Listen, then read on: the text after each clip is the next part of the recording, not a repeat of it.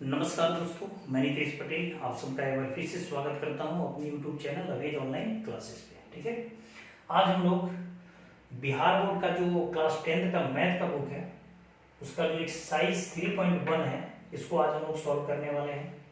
इस एक्सरसाइज के लिए पिछले वीडियो में जो कंसेप्ट है उसको बता दिया गया है। जो दो चर वाले रैखिक समीकरण का जो रूप होता है कैसा होता है, उसको कौन कौन से कंडीशन होते हैं हल करने के, उसके बाद से जो विधियां बताई गई है सारे विधि को मैंने एक एक एग्जांपल के द्वारा क्या किया था उसमें सरल बता दिया था। अगर उस वीडियो को आप लोगों ने नहीं देखा है तो प्लीज उस वीडियो को देखें, समझें। ठीक है, उसके बाद इसको देखें, ये मजा आएगा समझने में। एक्सरसाइज 3.1 में मात्र 3 क्वेश्चन है। 3 क्वेश्चन को ही हम लोग क्या करेंगे, आज सोल्व करेंगे। इस वीडियो में बस 3 क्वेश्चन ही रहेगा। सबसे पहला क्वेश्चन ये मैंने यहाँ लिख भी दिया है कि आफ्ताब अपनी पुत्री, देखिए ये इक्वेशन का एप्लीकेशन है। मैंने बताया था कि जब भी इक्वेशन आएगा तो दो टाइप से पूछेगा, एक तो उसका बीजगणितीय हल पूछेगा या एक ग्राफीय हल पूछेगा। तो ग्राफीय हल तभी संभव होगा जब उस इक्वेशन को हम सेट कर लेंगे। यही हम लोग सेट करने वाले हैं। इसमें आफ्ताब अपनी पुत्री से कहता है कि 7 वर्ष पूर्व मैं तुमसे 7 गुनी आयु का था। पहले क्वेश्चन को समझिए। अब से 3 वर्ष बाद मैं तुमसे केवल 3 गुनी आयु का रह जाऊंगा। ये मेन सवाल का लाइन है। इसके बाद किताब में क्या लिखा है कि क्या यह मनोरंजक है, इसके बारे में जो मैंने यहाँ नहीं लिखा हुआ है। इस स्थिति को बीजगणितीय या ग्राफीय रूपों में व्यक्त कीजिए। मतलब दोनों काम करना है। इसका बीजगणितीय रूप भी लिखना है, मतलब इसको सेट भी करना है, और जब सेट हो जाएगा तो उसका ग्राफ भी खींचना है। पिछले वीडियो में मैंने एक चीज छोड़ दिया था कि जो a1x plus b1y plus c1 बराबर 0 समीकरण 1, a2x plus b2y plus c2 बराबर 0 समीकरण 2, ये जो इक्वेशन दो चर वाले रैखिक समीकरण जो उनका जो ये फॉर्मेट मिला हुआ था, इसमें मैंने एक चीज बताया था कि अगर a1 बाई a2 बराबर नहीं b1 बाई b2 तो इसका हल होगा, और द्वितीय हल होगा, एक हल होगा। ठीक है, दूसरा मैं बताया था a1 बाई a2 बराबर b1 बाई b2 बराबर नहीं c1 बाई c2, कोई हल नहीं होगा, ये भी मैं बताया था। और एक तीसरा मिला था कि a1 बाई a2 बराबर b1 बाई b2 बराबर c1 बाई c2, इसमें क्या मिला था, अनेक हल मिला था, ये बताया गया था। ठीक है, संगत और संगत बताया गया था, विरोधी अविरोधी, ये सारा चीज बताया गया था। मैं ग्राफ बताना भूल गया था। अगर इस कंडीशन पे कोई दो चर वाला रैखिक समीकरण आएगा इस कंडीशन पे, तो इसका ग्राफ कैसा होगा, प्रतिच्छेदी होगा। इस फिगर से समझ रहा है, मतलब दोनों लाइन क्या हो रहा है, एक दूसरे को काट रहा है। अगर ये कंडीशन आएगा तो इसमें क्या होगा, समानांतर होगा, ऐसे। ये कंडीशन के लिए अगर ये कंडीशन आए तो इसमें क्या होगा, संपाती होगा। ये संपाती का मतलब है एक ही लाइन से दोनों रेखा गुजरे। ये 3 कंडीशन होगा। ये कंडीशन के लिए ग्राफ कटेगा, इसके लिए समानांतर होगा, और इसके लिए संपाती होगा। तो मैंने एक चीज और भी उसमें बताया था कि कभी भी सवाल सॉल्व करने के लिए देगा दो चर वाला, तो पहला ही हम लोग क्या करेंगे, उसको जांच लेंगे कि उसका हल किस टाइप का होने वाला है, क्या कटने वाला है या कोई हल नहीं होने वाला है या अनेक हल होने वाला है। अगर हम पहले ही जांच लेंगे तो सवाल बनाने में कोई दिक्कत नहीं होगी, और हम लोग फंसेंगे में नहीं, सवाल आसानी से बन जाएगा। ठीक है, तो ये चीज पिछले वीडियो में हम लोग सीख चुके हैं, ये मैं बताना भूल गया, इसलिए मैं बता दिया। अब देखिए ये क्या करना है, ये एक सवाल दिया हुआ है। सवाल किताब में कह रहा है क्या ये मनोरंजक है। अगर ये पॉसिबल है, मतलब रोचक अगर लग रहा है, तो इसको बीजगणितीय और साथ में ग्राफीय विधि से भी हल करना है। तो पहले तो हम बीजगणितीय फॉर्म में इसको सेट करेंगे, फिर ग्राफ पे जाएंगे। तो यहाँ क्या करेंगे, हल।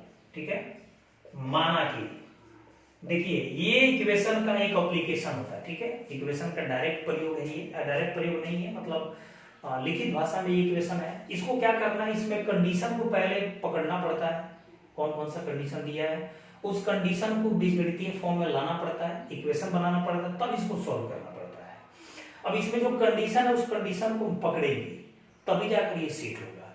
तो कौन कौन से कंडीशन है, तो एक कंडीशन 7 वर्ष पूर्व, एक कंडीशन ये है, और एक कंडीशन है 3 वर्ष बाद। यही पे क्लियर दोनों हो जाएगा।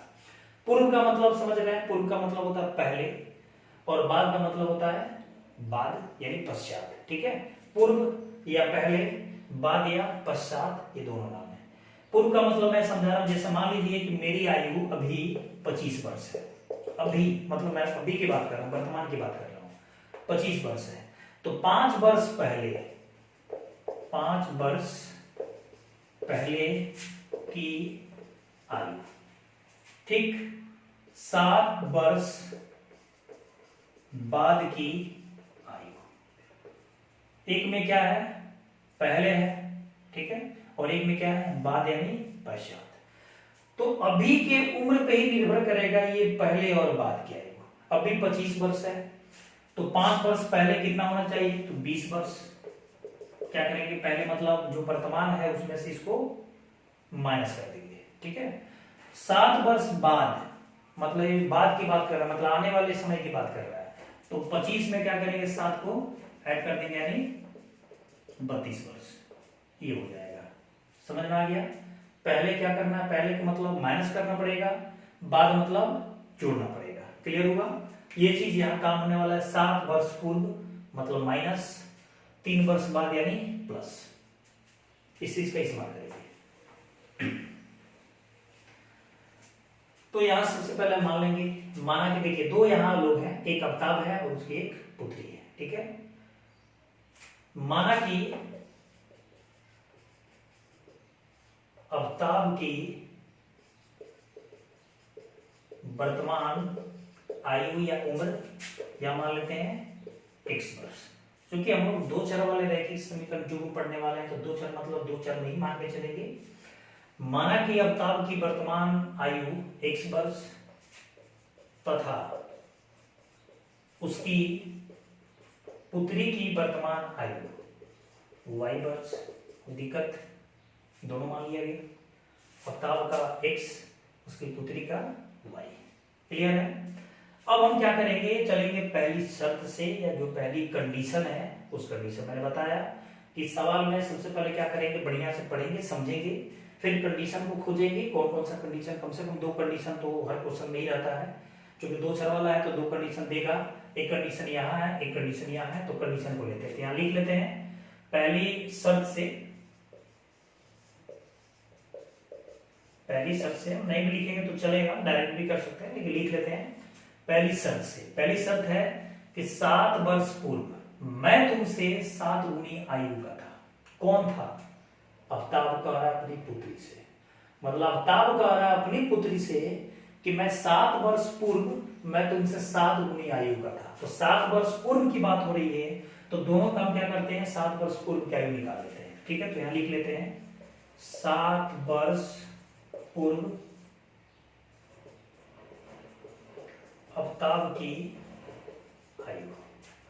अभी x वर्ष है, तो 7 वर्ष पूर्व क्या होगा, अभी मैं बताया कि पूर्व मतलब माइनस, तो x माइनस 7 वर्ष, ठीक है। 7 वर्ष पूर्व पुत्री की आयु, ठीक है। ये कितना, y माइनस 7 वर्ष। क्लियर हुआ, ठीक है। अब यहां लिखेंगे पहली शर्त से। अब पहली शर्त क्या है कि अवताब कह रहा था अपनी पुत्री से कि 7 वर्ष पूर्व मैं तुमसे 7 गुनी आयु का था। 7 वर्ष पूर्व अवताब का 7 वर्ष, ये 7 वर्ष पहले का आयु ये है, और उसकी पुत्री का ये है। लेकिन ये कह रहा है ना कि 7 वर्ष पूर्व, ये 7 वर्ष पूर्व अवताब है, ये उसकी पुत्री का है। ये क्या है, 7 गुनी है। अब बताइए, ये तो ऑलरेडी इसका 7 गुना है। अब इक्वेशन बनाना है तो यहाँ बराबर रखना पड़ेगा। बराबर कब होगा, देखिए इसका ये पहले से ही 7 गुना है। 7 गुना का मतलब है कि अगर ये 2 वर्ष है तो इसका 14 वर्ष है, अगर ये 3 वर्ष है तो इसका 21 वर्ष है। 7 21, 7 गुना, 7 गुना मतलब उतना गुना हो जाएगा। तो बराबर करने के लिए 7 से हम इसमें गुना करेंगे तब ना ये दोनों बराबर होगा, क्योंकि पहले से तो ऑलरेडी ये 7 गुना है। तो 7 गुना के बराबर करने के लिए 7 से इसमें गुना कर देंगे।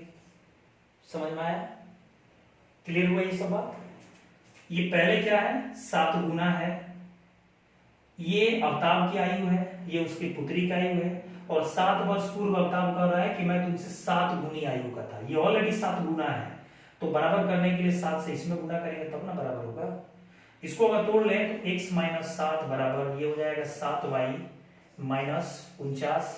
अगर इसको हल करें तो x y को लाते हैं इधर माइनस 7y बराबर माइनस 49 और प्लस 7 जाएगा, माइनस 7 जाएगा तो प्लस 7 हो जाएगा, यानी माइनस 42। इसको हम समीकरण 1 मान लेते हैं। तो ये हमारा क्या हुआ कि पहली शर्त से हम यहाँ ये सेट कर लिए। अब यहाँ करते हैं, अभी कंडीशन बाकी है। अब देखिए दूसरा यहाँ पे 3 वर्ष बाद मैं तुमसे केवल 3 गुना आयु का रह जाऊंगा। यहाँ निकाल लेते हैं 3 वर्ष बाद आफ्ताब की आयु, बाद मतलब ऐड करते हैं तो x प्लस 3 वर्ष, ठीक है। फिर 3 वर्ष बाद पुत्री की आयु कितना होगा y प्लस 3 वर्ष, कोई दिक्कत, x प्लस 3 y प्लस 3। अब यहां लिखेंगे दूसरी शर्त से। और दूसरी शर्त में क्या है कि तुमसे केवल 3 गुनी आयु का, केवल 3 गुनी आयु का मतलब है कि x प्लस 3 जो है y प्लस 3 का ये क्या है 3 गुना है, ये 3 गुना है। तो बराबर करने के लिए 3 से इसमें गुना करना पड़ेगा। अब इसको अगर सॉल्व करते हैं तो x प्लस 3 बराबर 3y प्लस 9, मतलब x माइनस 3y बराबर 6, समीकरण। समझ में आया?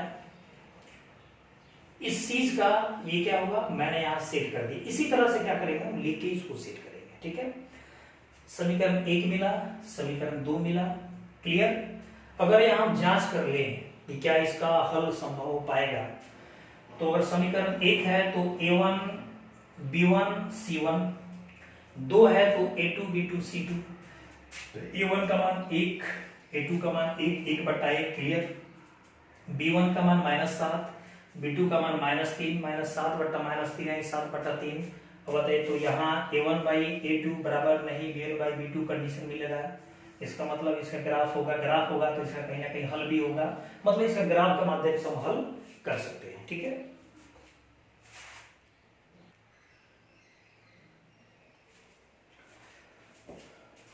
आइए क्वेश्चन नंबर 2 को देखते हैं। देखिए क्वेश्चन नंबर 2 में ये दिया हुआ है कि क्रिकेट टीम के एक कोच ने 39 रुपए में 3 बल्ले तथा 6 गेंद खरीदी।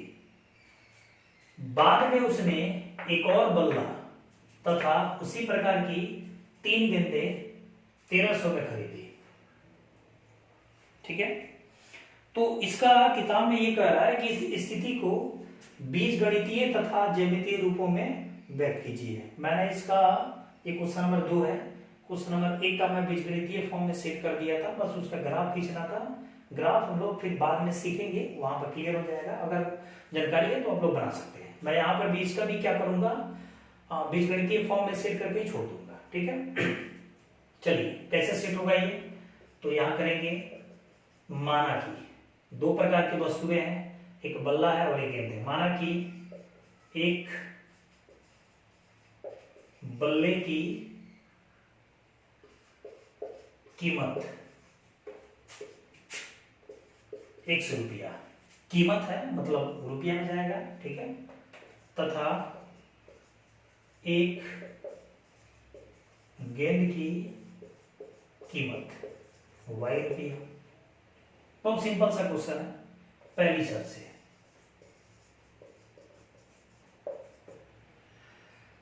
अब देखिए पहली शर्त, कोच ने क्या किया, 3900 में 3 बल्ला 6 गेंद, याद रखिए 3 बल्ला खरीदा है, 6 गेंद खरीदा है। और यहाँ एक बल्ले की कीमत 100 रुपया है। एक बल्ले की कीमत 100 रुपया, तो 3 बल्ले की कीमत कितना होगा। अगर मैं कहूं ऐसे कि एक कलम का दाम है 5 रुपया, एक कलम 5 रुपया, ठीक है। एक पेन की कीमत कितना है 5 रुपया, तो 2 पेन की कीमत कितना होगा 10 रुपया। कैसे निकला, तो 2 गुणे 5, ठीक है। उसी तरह से यहां एक बल्ले की कीमत ₹1 है तो 3 बल्ले की कीमत 3 गुणे x यानी 3x। 6 गेंद, एक गेंद की कीमत है y तो 6y, और दोनों का खर्चा कितना हो रहा है तो ₹3900। दोनों को जोड़ देंगे। इसको अगर छोटा कर दें तो 3 कॉमन निकाल लेते हैं, यहाँ से x, यहाँ 2y और 3 से ये 1300, समीकरण 1। आसान हो गया ये, ठीक है। फिर दूसरी शर्त से एक और बल्ला, एक ही बल्ला खरीदा है, एक बल्ले की कीमत तो x है, 3 गेंद खरीदा 3y, और दोनों को मिलाकर कितना खर्चा बैठा 1300। डायरेक्ट हो गया ये समीकरण 2। फिर यहां अगर हम चेक करें तो a1/a2 1/1, b1/b2 2/3, मतलब इसका मतलब हल होगा, यानी हल होगा तो ग्राफ भी संभव है, ग्राफ तो खींच ही सकते हैं, ठीक है। तो इस तरह से मैंने क्या किया, क्वेश्चन नंबर 2 का ये बीजगणितीय फॉर्म में ला दिया, ये दूसरा इक्वेशन और ये पहला इक्वेशन, इसको हम सॉल्व कर लेंगे तो ये क्वेश्चन बन जाएगा, ठीक है।